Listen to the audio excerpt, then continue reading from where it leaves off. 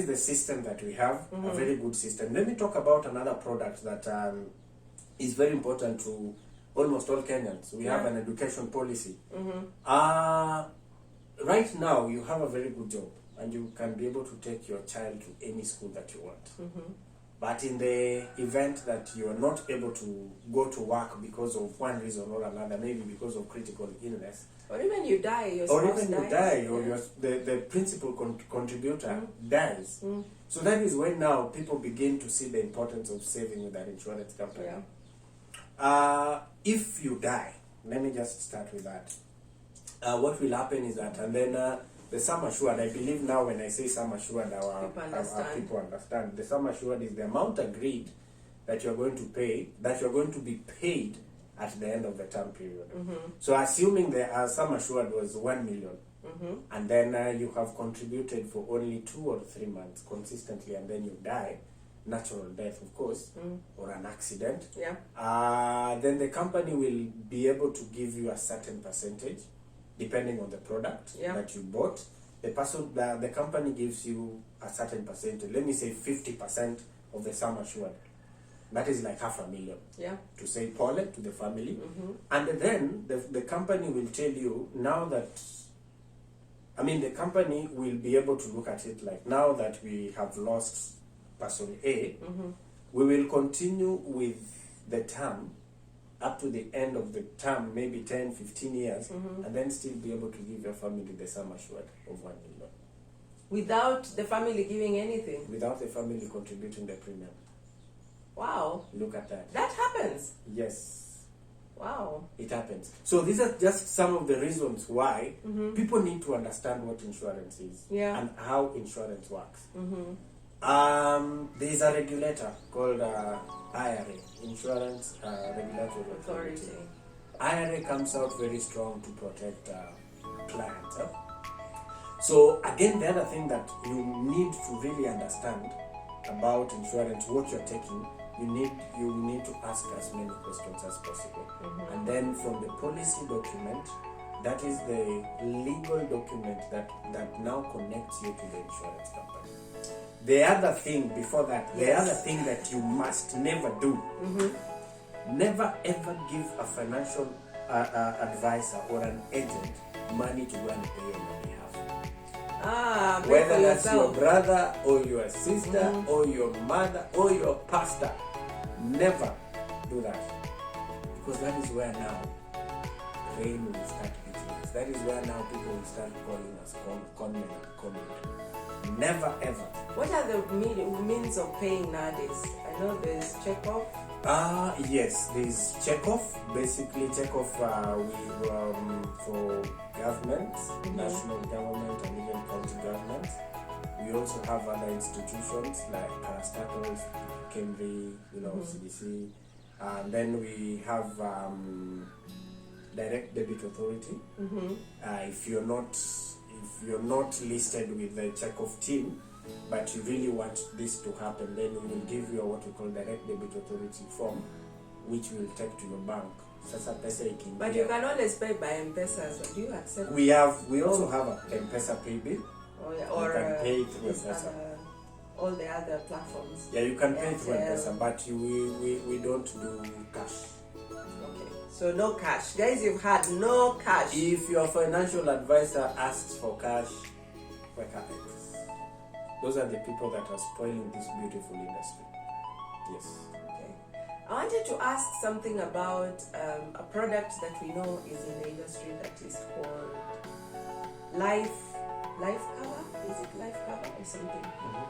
Where you insure yourself against death or something. It's a life cover. And we've seen this in the social media where people are taking advantage. They are insuring maybe their families, and then they organize for them to be killed so that they can, draw that sum amount. Let me ask you, when you're insuring anyone, like an insurance company, even if I come to you as the principal contributor, I'm insuring my spouse or my child, does the insurance let those people know? or you just deal with me because I'm the one insuring them. that is it's a question of why I wanted to ask, because how does it work that someone can actually do this? Go behind the back and even claim the money because that person has passed on without the principal or the family knowing. Well, there is a lot that goes on at the back office with the underwriting team.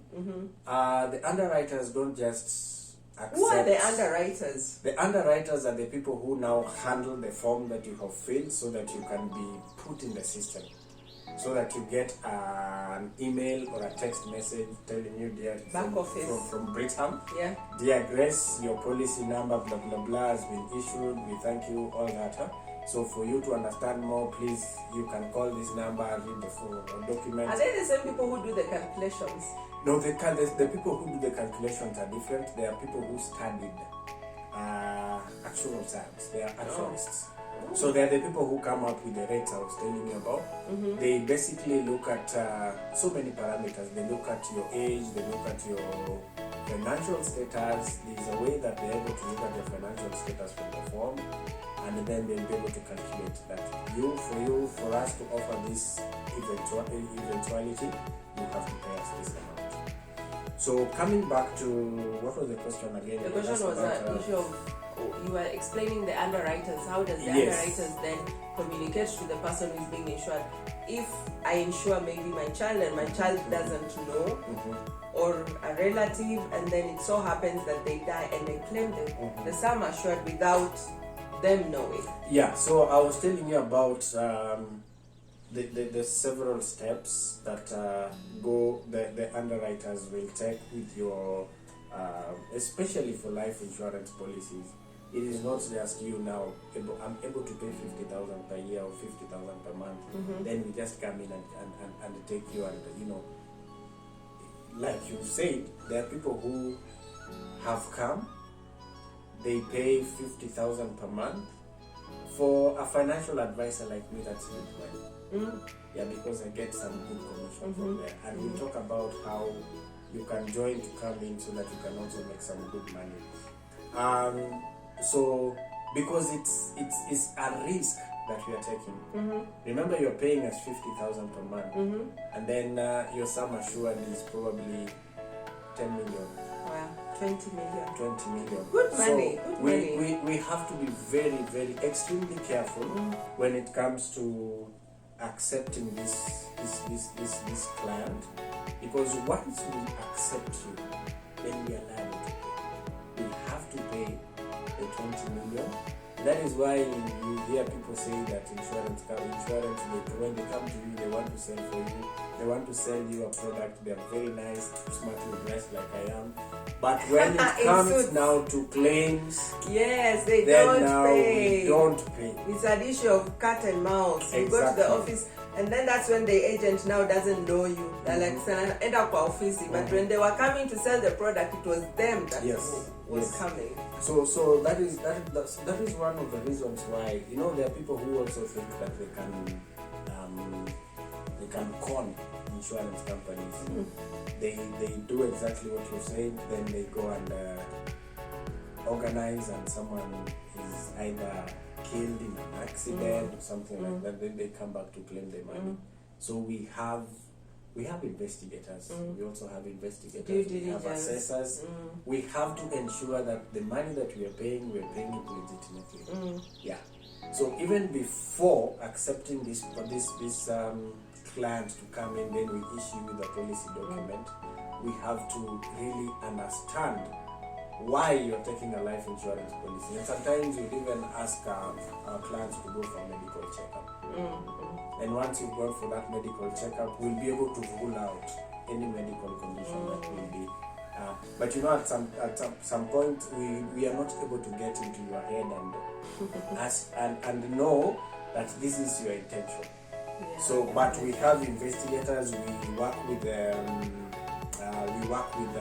DCI just to ensure that everything else. We work with the police just to ensure that everything else is legit for you to get that amount of money. tying into that, before we move on to the next agenda, is why is it, let me phrase it like that, why is it that when you're claiming your dues, the insurance company seems to have lots of small clauses that come into play that you were never told when you were taking the package, and this really actually is a pain point more so for motor vehicle insurance.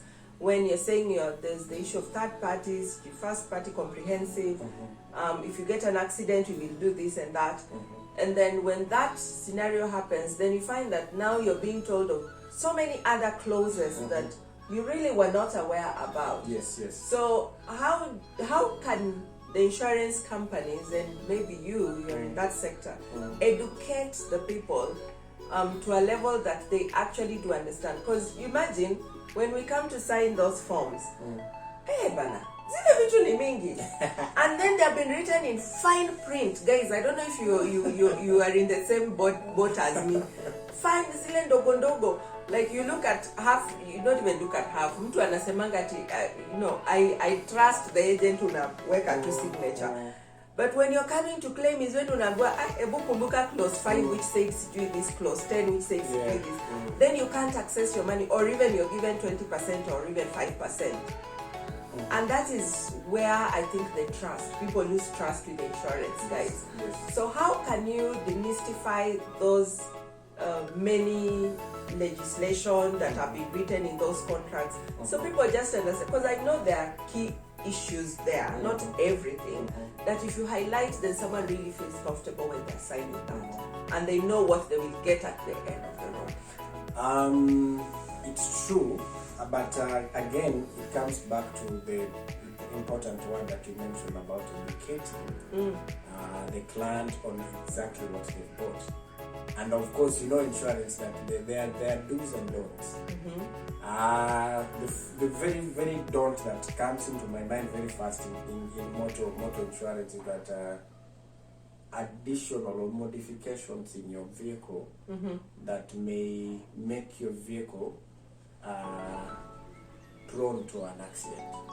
For example, I buy a car, it's a little bit low, so I go for spacers. Which originally did not come with the vehicle if I imported the vehicle. So that is just one of them. But then it is important to understand the policy document. It is important to understand what you are signing up for. Because, insurance is not like going to the shop and buying bread and consuming it and you're done. No. Insurance is a matter of putting your money in that shop, but you go and get your bread one day when you're hungry. You take. So when you go to the shop and you realize that the shopkeeper now starts telling you that the bread that is here is left for to rather come tomorrow. It's annoying, and very annoying. Many people have gone out even to the social media and really painted insurance companies in a very bad way. My advice would be, ask as many questions as possible. Try to understand exactly the document. Read it. If it is possible, take time. Just take time and read it so that you understand exactly what is happening. And then it is also a challenge to the financial advisors that we need to give everything. There's in insurance, there's what we call material fact.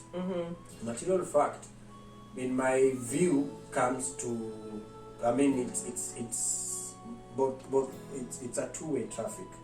Material fact on your side, you fail to give all the material fact. For example, you fail to tell us that you're diabetic. I cannot look at you right now, Grace, and tell you you're diabetic. But you fail to tell us that you're diabetic, and then you took a medical cover. You go to the hospital, there is what we call the medical history. The doctor writes, and our underwriting team will have this before any procedure is carried out. Maybe because of your sugar level, they want to do a certain procedure. So the hospital will liaise with the insurance company and then they will tell them that we want to do this procedure. Yeah, we have a patient. Yes. This and that. And then the underwriting team that constitutes a team of doctors, nurses, microbiologists like me, all those guys will sit down and look at the history which was sent to us from Aga Khan. We look at it, and then we realize that from your history, this is not something that happened yesterday, this is something that has, or rather happened 5 years ago. Then we call it that is a pre-existing condition. So we are not able to cover pre-existing condition within the first year, right? So we will tell the hospital we are not able to cover. Then that becomes an issue. That becomes a very serious issue. On the other hand, what you have said, failing to disclose material fact from our side, not really material fact, but giving you the facts as they are, that these are the exclusions. So in insurance, there is what we call exclusions. It cuts across whether it's life, general health, asset, property, and even retirement plans. And of course, we'll talk about group last expense. There are exclusions. There are things that we cannot cover. There are clauses that are there that will tell you for this and this and this will not be covered. So I will quickly run to the exclusions and tell you, Grace, in case you have any of these conditions, that is for medical, these are the things. In case you have all this, that is for life. You see, because we are also trying to avoid what we call money laundering through insurance, which was rampant then, but now because of the measures that have been put in place, we are not able. You can't just come to Gresham and tell us that you want to save 100 million. 100 Or 1 million every month. That'd be very questionable. Yeah, where do you get that money from? You see, we have to do our background check and do it nicely. 100 million every month, to me, that would be some good money. But then... But don't you think the agent will find a way of making it work? Oh, well, that is where the problem is. Yeah, because you're also trying to earn a living. Exactly. I've told you, 100 million for me, if this person comes and says, I want to save 100 million for 10 years. You know how much I'll get? 40% of that.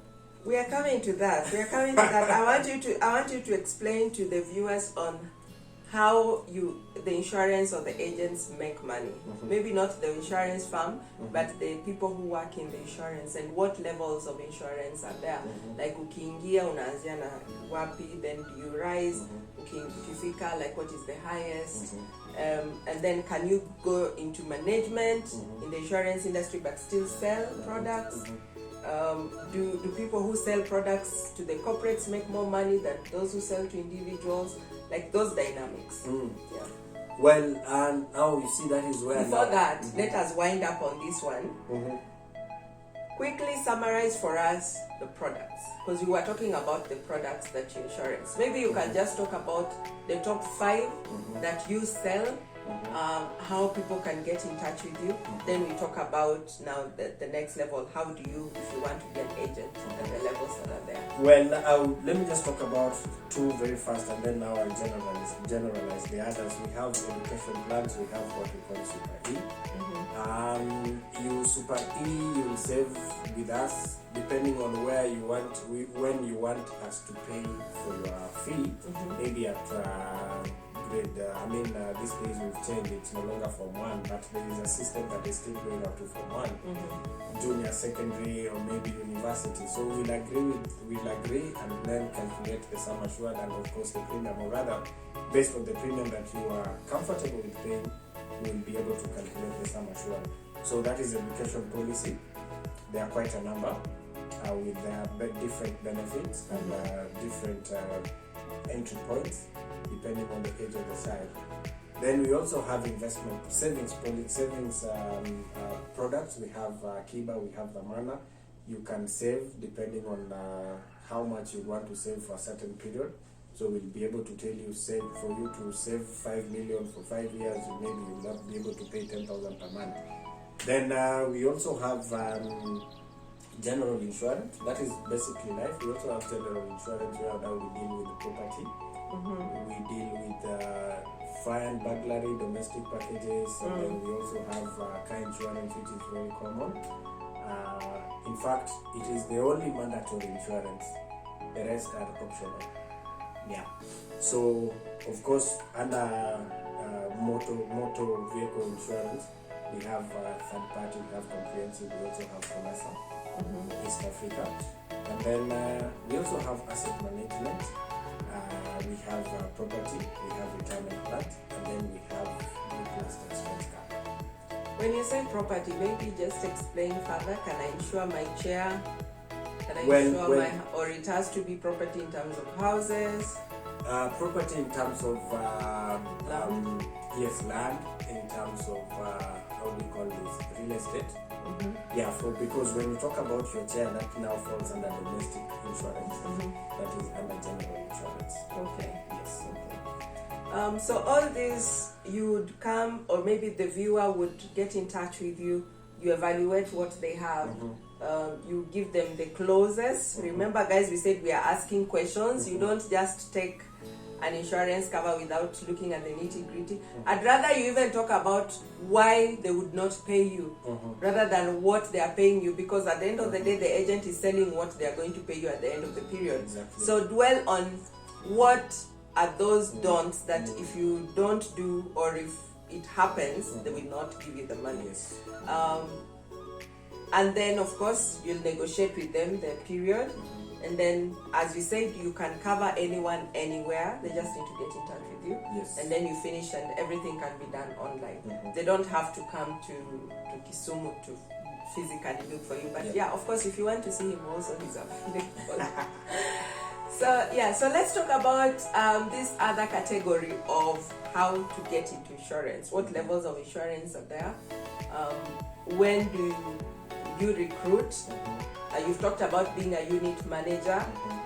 Do you recruit for your unit, or it's just a pool recruitment? Like sometimes you see mass recruitment and then you're told, weenda pale, or you recruit for those people who work under your unit. And then how do the units work? Is it like you have 10 units in Kisumu, then another one in Kakamega, like that, or it's like the whole region?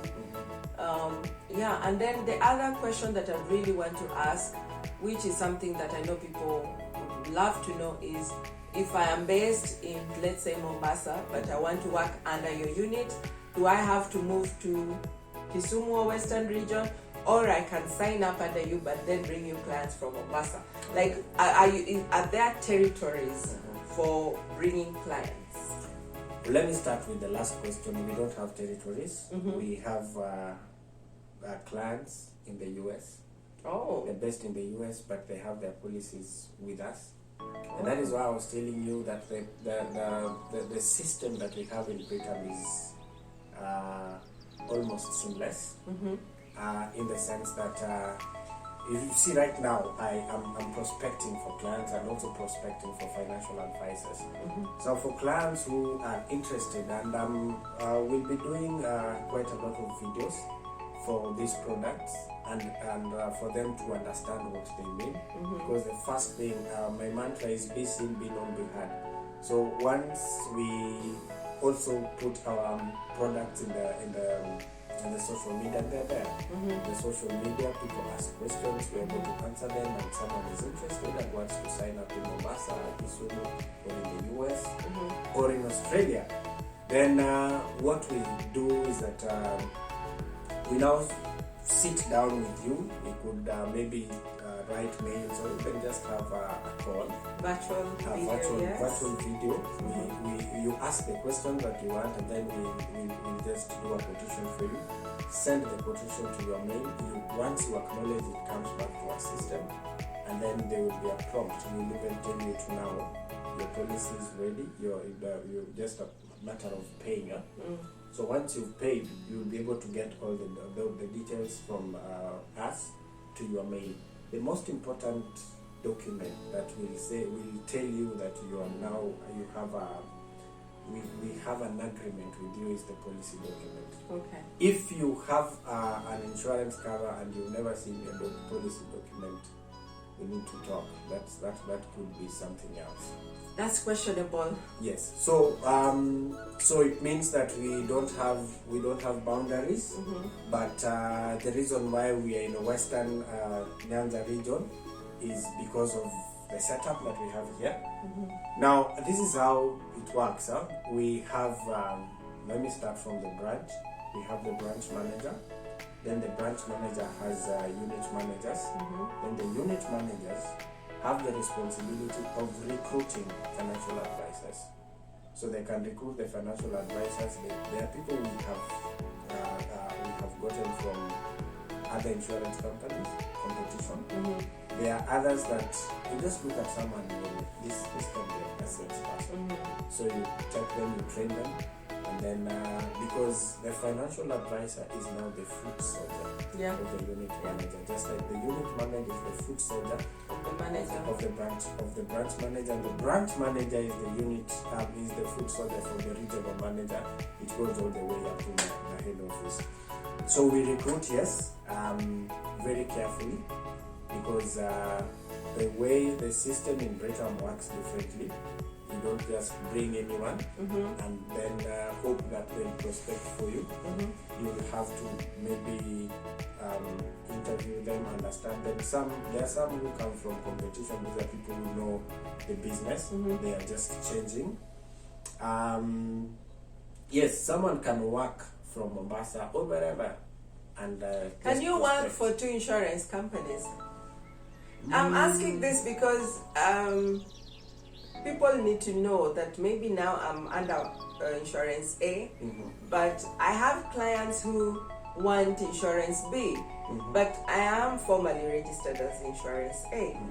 Does the regulatory authority allow me to flex and maybe bring the, I don't know how you people do it, bring the service to this insurance, and I don't know how it works. Well, there are levels that you get to, and then it will be a conflict of interest. For example, I'm a unit manager with Britain, and then I'm a unit manager with Jubilee. Then there's a conflict of interest. Yes, but for financial advisors, I've seen this work in the industry. Like you said, there is a client who wants Britain products. Specifically. Yes, I just want Britain. Then there's another client who wants another product from another company. So they can make arrangements with their own local arrangements with the other financial advisors, because we know each other. And they can make arrangements with other financial advisors. But there are people who sign up for two insurance companies or even three. They have accounts with us, they have account with another one, they have account with another one. But it's quite tough. But for the management level, I can tell you it is almost impossible for you to be able to juggle between, two insurance companies, and that is also has some integrity issues, because how would you? Because you have really inside information about this one, and exactly. Then that is just conflict of interest, and it will not work with you well. Yes. So how do you make money? This is the question I know people have been waiting for. Once you've told us how you get in, you've told us these are the levels, you've told us you can work from everywhere. I'm just summarizing what he has said. Now I want to know, how do I make money in insurance as an agent? Good. Now, when you come in as a financial advisor or an agent, there are different products. So these products are capped differently based on percentage. So there are these products that when you get into sell, like the Super E education policy that I was talking about, someone picks a cover worth 10,000 and wants to save for maybe 12-13 years. So during the first year, of course, we are also talking about persistency, because someone will take a cover that will last for maybe 3 months, and then that will last for 3 months, and then it will lapse. So that is also a problem. But assuming that you have a cover for the next 10 years, so the first year you get 40% of the premium. Oh, so if I pay 10,000, you get 4,000. Yes. Oh, for a whole year. That first year? Yes. Second year? Second year, it's there are different companies, but 30, 20%. Yeah. So it means the insurance company actually makes more the longer. Exactly. The longer the period, the more the insurance company makes money. The more the insurance company makes money, the more the financial advisor makes money. Of course, the others like general insurance is 10%. I would insure your vehicle at that premium, maybe 60,000-70,000 for comprehensive cover. I get 10%. For medical is also 10%. You asked about the corporate and individual. Of course, corporate have money. For example, there is a corporate that is coming in and they are paying a premium for medical cover worth 250,000. I get 10% of that. No, I'm not saying that is going to happen. No. I'm just giving an example. No, I'm saying Kuma, there is money in insurance. There is. But people don't want to disclose. They just want us to feel like insurance doesn't have money, but actually it does. Because one thing I have realized with insurance is once you get used to it, you use the same agent, and hata wakisonga, you tend to just move with them. Leo akikuwa hapa, you are like, nilete hiyo yako. Then the next they come and remind you, at sasa imekuja, but then you people need to talk about sales, customer care, which I'm coming to. Is when your premium is about to end is when they remind you again, you're like, lakini siku hizi nilihama. You're like, okay, nilete tu bado. So you people really make money, but you people need to improve on customer care. Yes, customer care is one thing, and it's something that insurance companies are really struggling with. They are really trying to put measures into place so that they are able to take care of that, because a happy customer, a happy client is a retained client. Yes. So it is very wrong for me to reach out to my clients just a month to, especially for general insurance. Motor insurance, I only get to grace, I call grace because I know it's 2 days to expire.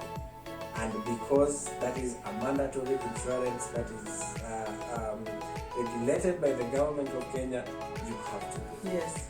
But you get so annoyed because you should have been prepared. You consumed 30,000 over the weekend for a party. Money that you should have saved if your financial advisor was keen on you. So customer service is something that insurance companies are really trying to work around. The insurance companies that even send anniversaries, birthday anniversaries, just to ensure that you're there.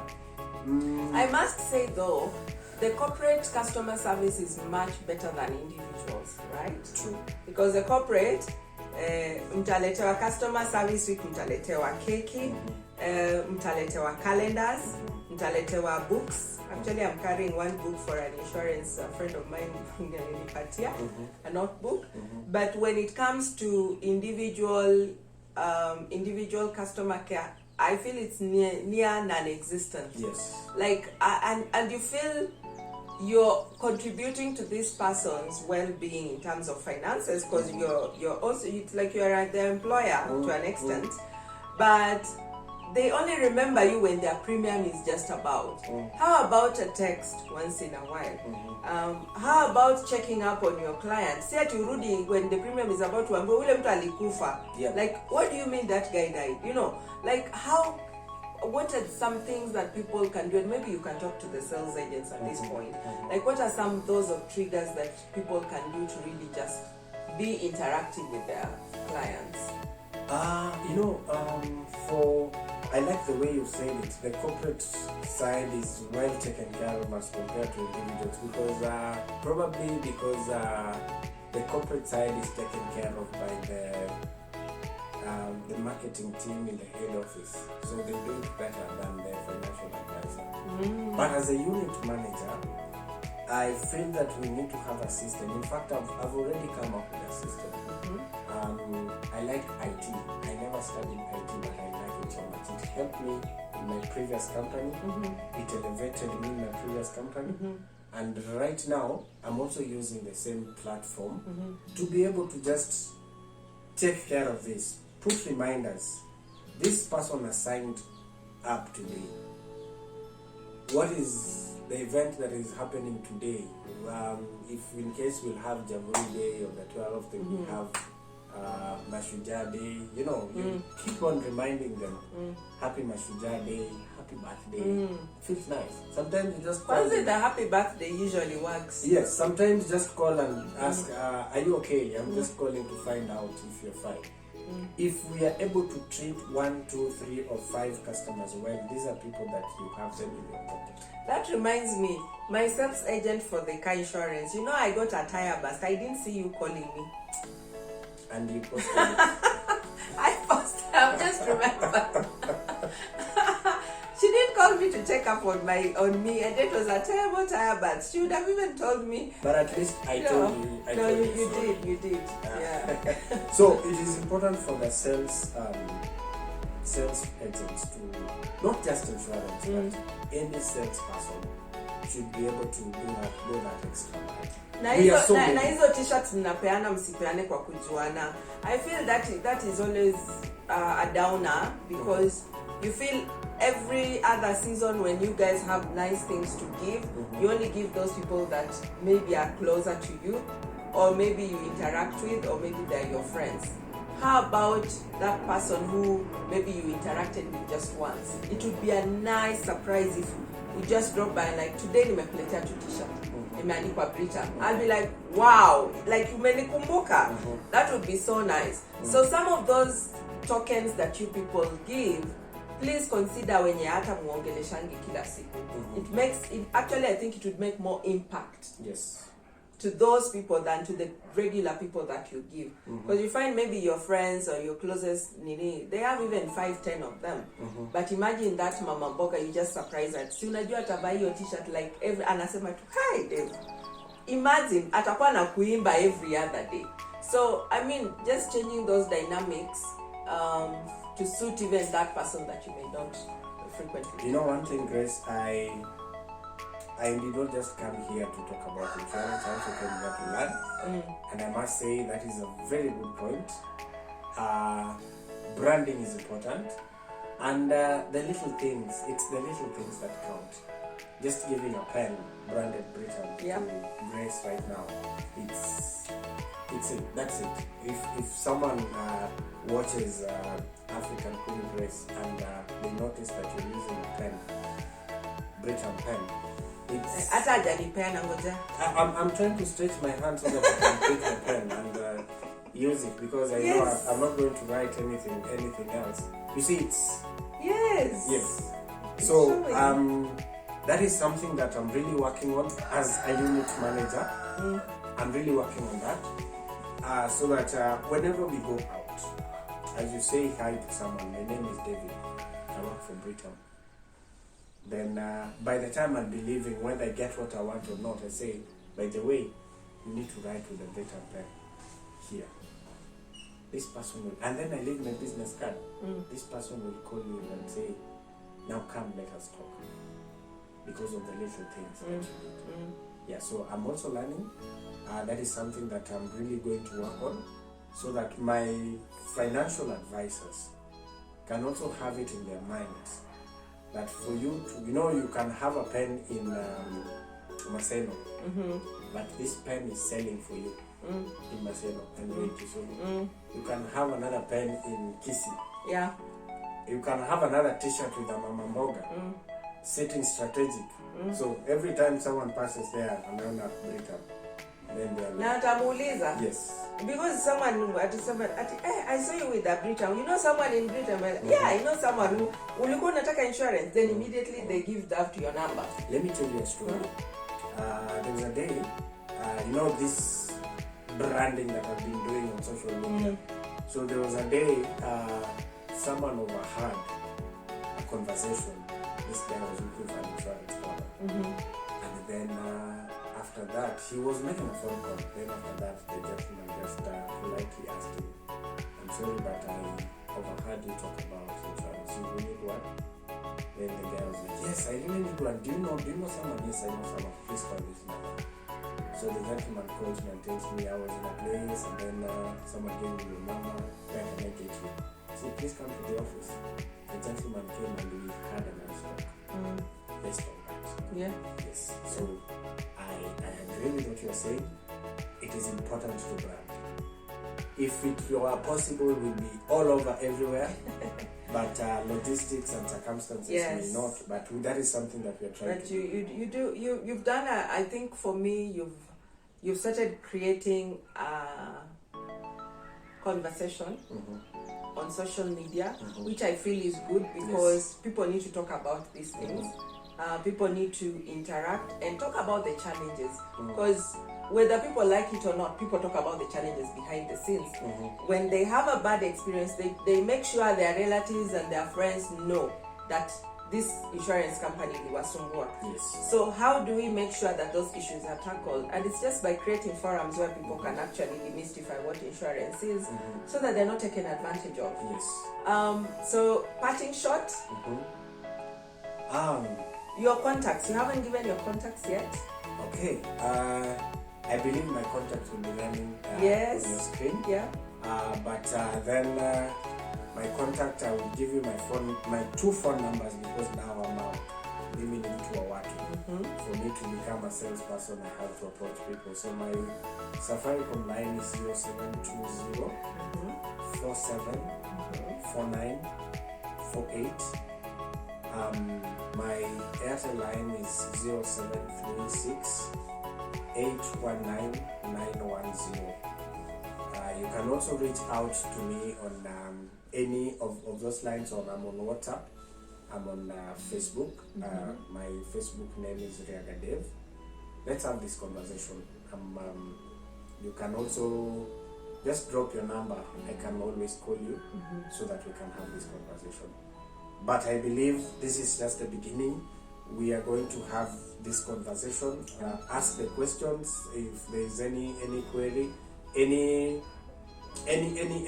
issue concerning policy that you have maybe in Britain. We'll be glad to follow it up so that you can be helped. One last question. At what age should someone start taking insurance? Because I know most of the time people say, I'm missing a kazi, wait until I get formal employment. At what age should people start talking about or even thinking about insurance? And I would like to urge our viewers that even if you're not taking insurance today, kindly engage Dave, so that at the end of the day, maybe next year when you're ready, 3 months down the line, 6 months down the line, then it's just about calling him and you sign the papers. But you've already talked to him, you've looked at the clauses, you've asked the difficult questions, you've gone through the whole process. So don't wait until the last minute, because I think that is where the confusion comes in, when you have like now even 5 agents asking, giving you the same products and you're getting confused. Ask these questions beforehand. But what age should someone start engaging with insurance? To answer that question, I would ask, at what age should someone start thinking about their medical covers? At what age will you get sick that you will require? There is a product called critical illness brace that I just want to talk about it as I answer your question. You don't need to take a medical cover that you will pay maybe 60 or 100,000 per year, but you need to take a critical cover policy that probably you'll pay around 400 shillings per month. In the event that you become sick, you'll be able to take care of you. For the critical illnesses, they are listed: heart disease, coronary heart disease, stroke, diseases, I will call them lifestyle diseases that have come that will take a toll on you. So it is important for all of us to just go for a critical illness cover, because these days we've had people as young as 30 years having heart attacks. So we don't have a specific age for people to take medical covers or any insurance cover. But the older you are, the more premium you pay. That is basically the principle. That is how it works. So parents can actually support their child to start being on the insurance platform. Exactly. It is important. It is very, very important to just to take an insurance policy. It cushions you on so many things, including last expense cover. If you are a group or you're just alone, this is a salesman. You think of taking. Look at it, Grace. For example, today I die, and then my family is not even able to raise money to take my body to my rural home. It's very sad. It's sad. That we'll have to rely on friends. Probably I was not that very social, because these days we invest in social capital, the friends around you. So I don't have friends, and my body has to be transferred or taken somewhere. They need like 100 or 50,000. If I took last expense cover for even 50,000, I'll pay probably 2,300 in a year. And then actually the premiums have become quite accommodating. Yes. And the groups like chamas can take last expense for as little as you say. Yes, 2,500, 3,000, depending on the package that you want. Yes. You're given 100,000 within 48 hours, as long as you provide the ID and the copy of death certificate. Really not the death notification. Yes. You are advanced 50,000. That would be able to take care of. So I would urge everyone who is listening, including those who are not listening, to at least take an insurance policy. So that would be my parting shot. Yeah. And most importantly, ladies and gentlemen, it is prudent for you to understand the policy that you have just signed up for. You said you have 3 slogans. You have one slogan with 3 words. Which one is? Be seen, be known, be heard. Be seen, be known, be heard. Yes. And that's all from us. We want to appreciate Dave, who has taken time off on this Jamhuri Day to come and give us an insight on what it means to work in insurance. How do you earn from insurance? If you're a client like me, what are the critical things that you have to look out for? And I've learned quite a lot today. We are hoping that he'll come back again with other products. Now that we have an introduction done and dusted, we can now just do other sessions and just talk about the products and how they can actually help our people. Dave is based here in Kisumu. He serves a unit manager in Western region. So he's one of us, guys. Let's support him. Reach out, find out what they have and how they can support you. So from African Queen Grace and from Dave, it's lots of love. Remember to subscribe, and cheers and happy Jamhuri Day. Bye. Bye.